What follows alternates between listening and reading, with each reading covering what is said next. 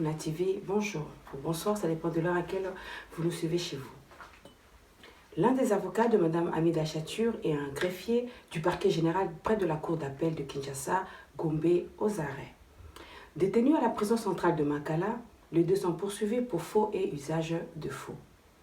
Selon des sources judiciaires, ce greffier est accusé d'avoir falsifié un PV d'audience en faveur de Mme Hamida Chatur, en complicité avec ses avocats, afin de lui permettre de continuer à occuper illégalement et avec des titres obtenus par fraude la maison de la succession sur Bintou, sur l'avenue Ouganda dans la commune de la Gombe. Convoquée au parquet, Mme Hamida Chatur ne s'est pas présentée. Convoquée également au parquet, son avocat s'est présenté et a été arrêté. M. Jean-Marie Kabengela, avocat de Vital Kamere, affirme que tout cela est un acharnement judiciaire contre la famille Kamere. Clôture de consultation. Le 24 novembre étant initialement annoncé pour la clôture officielle de consultation a été repoussé au mercredi 25 novembre 2020, compte tenu de l'engouement au dernier jour. Selon le porte-parole du président de la République, M. Kasongo Mwema, plusieurs personnalités désireuses encore d'être consultées par M. Félix Antoine Tshisekedi Tshilombo se sont ajoutées sur la liste. De fédérer l'ensemble des forces politiques et sociales du pays autour d'une vision commune de gouvernance qualifiée d'union sacrée de la nation pour garantir un mieux-être social consolidé en faveur de la population congolaise. Le président de la République a invité un large éventail de ses concitoyens, au nombre desquels les forces politiques et sociales dans toute leur diversité. Le chef de l'État a reçu personnellement et sans intermédiaire ces différents interlocuteurs en leur accordant une attention soutenue. Dès ce soir, nous entrons dans la phase de compilation des mémorandums déposés par les invités. L'UDPS a été reçu également par le président Félix Antoine Tshisekedi Tshilombo pour la clôture de consultation. C'est le président AU de l'UDPS, l'honorable Jean-Marc Kabound, qui a conduit cette forte délégation. Il faut noter que nous sommes venus répondre à l'invitation du chef de l'État suite aux consultations telles qu'initiées par lui. Nous, l'UDPS, l'Union pour la démocratie et le progrès social, est porteur d'un double message.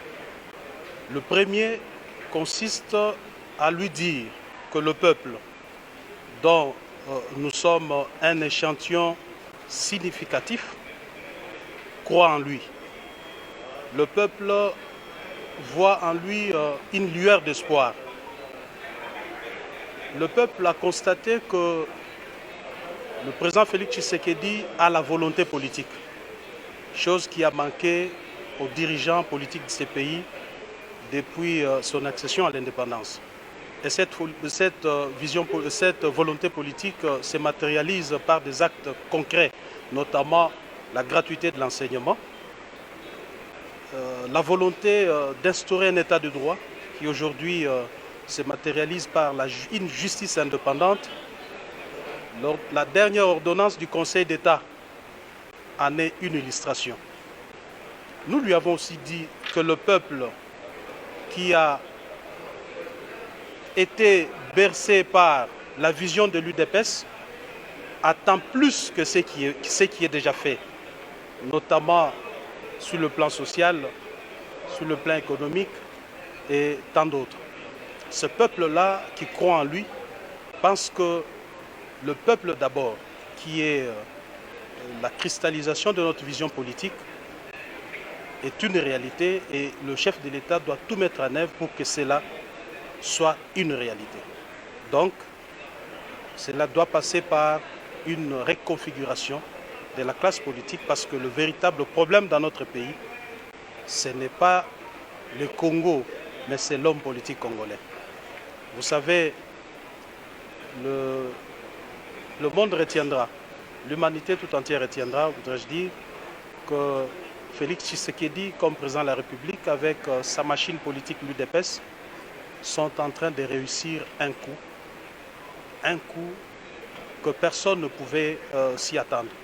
C'est celui de déboulonner un système installé dans ces pays depuis 1960. Vous allez me poser la question, c'est quel système? C'est un système basé sur la prédation, un système méchant, un système qui ne considérait pas les Congolais et les Congos. Même la colonisation n'a pas fait ce que ces systèmes, tout en étant libres, mais le peuple congolais a été asservi. Ils étaient des esclaves sur leur propre sol. Et Félix Tshisekedi, comme chef de l'État, veut déboulonner ces systèmes. Mais concrètement, qu'est-ce que vous attendez par la réconciliation politique? Nous lui avons dit de manière claire, à haute et intelligible voix, que l'Union pour la démocratie et le progrès social voudrait qu'il tourne la page de la coalition FCC-Cash. Et donc la réconfiguration dont vous parlez, justement, c'est aussi affronté avec le fait que le FCC aujourd'hui est majoritaire au Parlement. Quel mécanisme mettre en place justement pour un... Vous le saurez, monsieur le journaliste. Ce qui est vrai que nous lui avons aussi dit que depuis que ces consultations ont commencé, nous avons senti la volonté des Congolais de s'unir autour de lui dans le cadre de l'Union sacrée pour la nation, afin de faire décoller ce pays. L'UDPS est prête pour la cohabitation? Il n'y aura ni cohabitation, ni coalition dans ce pays. Il faut tourner la page. Sur quelle note se terminent ces concertations ou ces consultations, à votre avis? Nous sommes plus qu'heureux. Les succès qu'a remporté ces consultations nous laissent sans mots. Parce que, vous savez, faire adhérer l'opposition dans une démarche, ce n'est pas chose facile. Mais vous avez vu qu'à travers ces consultations, le peuple congolais, réuni comme un seul homme, a dit à Félix Tshisekedi que nous sommes derrière vous. Et en tout état de cause, ce n'est pas un problème d'individu. Devons nous mettre en tête que c'est le Congo qui a gagné. Et les Congolais de tous les horizons veulent voir leur pays se développer. Ce n'est pas normal que notre pays soit à la traîne. Voyez les 9 pays qui nous entourent et faites la comparaison. Dans un passé récent, vous avez eu des bons mots pour votre allié, le FCC. Qu'est-ce qui justifie ces brusques changements? Au tempore, au morenso. Ouais, Autre temps, autre mœurs. Qu'est-ce que vous attendez de ces consultations en tête de l'UDPS? Écoutez, vous savez, la politique de la chaise vide, oui, c'est une bonne politique, hein, mais je leur donne un petit conseil d'amis. Ils doivent avoir de l'énergie pour faire face. Nous l'avons faite, nous connaissons. Ils doivent avoir des nerfs solides, beaucoup d'énergie. Bonne chance à eux. Notons que pendant 3 semaines, le président de la République a personnellement reçu différentes personnalités du monde politique et social de Kinshasa et de l'arrière-pays, toutes tendances confondues. Pour rappel, le président de la République, après avoir constaté des blocages dans la coalition au pouvoir constituée de sa plateforme Cash et celle de l'ex-président Joseph Kabila FCC, a décidé de regrouper l'ensemble des forces politiques et sociales du pays autour d'une vision commune appelée Union sacrée pour la nation, afin de garantir un mieux-être social confirmé en faveur de la nation congolaise. Malgré l'invitation déclinée par d'autres membres du FCC, le parti politique AAB, membre du FCC, a répondu présent à ces derniers jours. Nous avons été reçus comme des partis politiques membres de AAB, du FCC, mais qui ont accepté de se mettre derrière l'initiative salvatrice du chef de l'État, afin de faire sortir d'autres pays de ce bourbier où ils se trouvent. Nous avons bravé et la peur et tout ce que vous pouvez penser. En tant que FCC, nous nous sommes dit non. Cette initiative est salvatrice et républicaine pour notre pays et donc nous ne pouvons pas ne pas venir apporter notre petite contribution à cette initiative. Vous savez que dans le FCC, c'est la pensée unique. Lorsque le président honoraire Joseph Kabila parle, et donc c'est Amen, mais nous avons dit non. Ce système de pensée unique doit prendre fin. Nous ne pouvons pas faire toute une organisation pour la survie d'une seule personne. Hein, nous avons fait l'organisation, c'est pour l'intérêt des peuples congolais. Et ce dernier a déclaré être derrière cette initiative bienfaitrice du chef de l'État.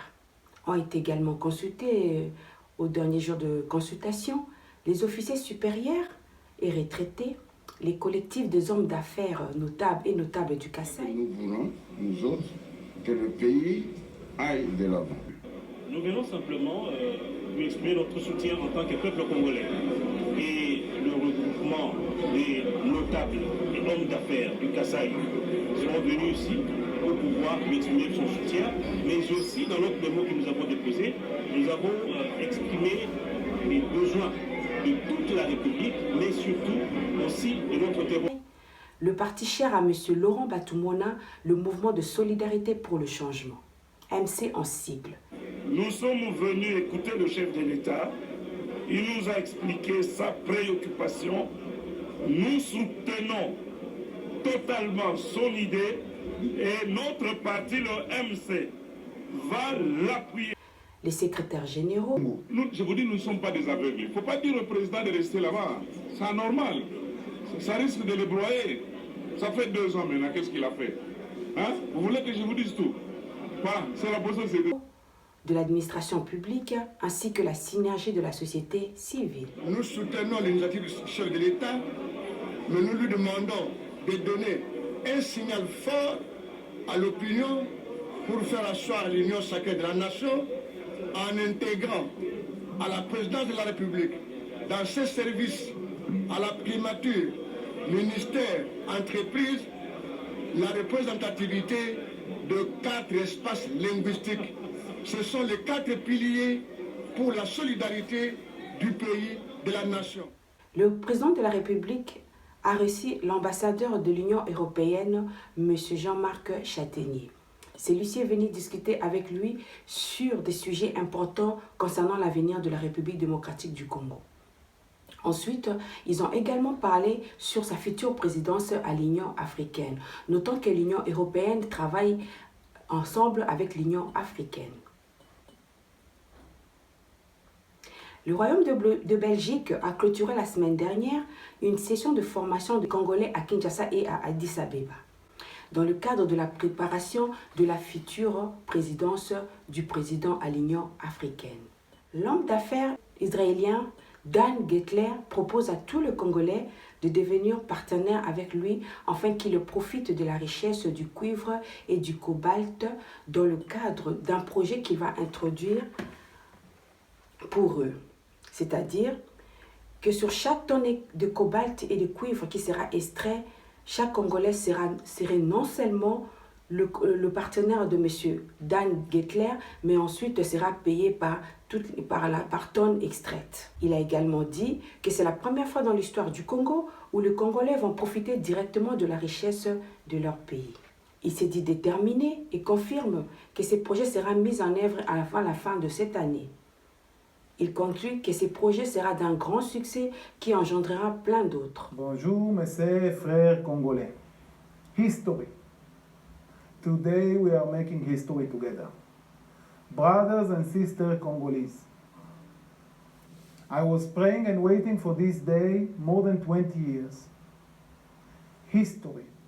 More than 20 years. We were investing in the DRC, in the mining industry, more than 10 billion euro between us and our partners. We invested in the plants, we invested in the mines, we invested in infrastructure. Everything was so challenging. The mines were in a very bad shape. The infrastructure was not there. The plants were not there. We needed to build everything from scratch. We knew that the mining business is a long-term investment, is a marathon. After so many years, with such kind of investments, with so much effort into it, with the help of God, today we arrived to a stage where brothers and sisters Congolese, we can share together the wealth of the copper and cobalt mines of the DRC. I'm happy to announce you today, brothers, sisters, Congolais, that we would love to invite you, every single Congolais, no matter where it's coming from Kinshasa, from Bandundu, from Katanga, from Kasai, no matter from where, come and be our partner. Come and enjoy the wealth of the copper and cobalt of the DRC.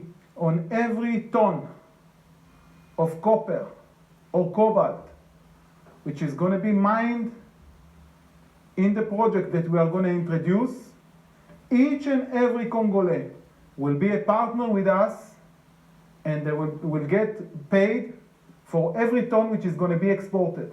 We are going to offer sincere, real, transparent, professional partnership to the Congolese people. Le gouvernement compte évacuer à l'étranger l'ancien directeur du cabinet du président de la République, M. Kamere. Condamné à 20 ans de prison pour détournement de fonds publics et corruption aggravée, M. Vital Kamere est actuellement soigné au centre Nganda. J'ai été saisi par le directeur de prison que la situation de M. Kamere était préoccupante. Ça a attiré beaucoup notre attention, voir si cette information était correcte et vraie. Nous venons de voir M. Kamere, mais il est dans une situation pas très confortable. Donc il est sérieusement malade. Ça nécessite qu'il puisse avoir des soins appropriés pour que sa situation s'améliore. Mais sinon, ça risque d'être une catastrophe. Nous allons devoir étudier avec les services pour voir dans la mesure du possible qu'est-ce que nous pouvons opérer comme choix par rapport à une officine qui peut le prendre suffisamment en charge.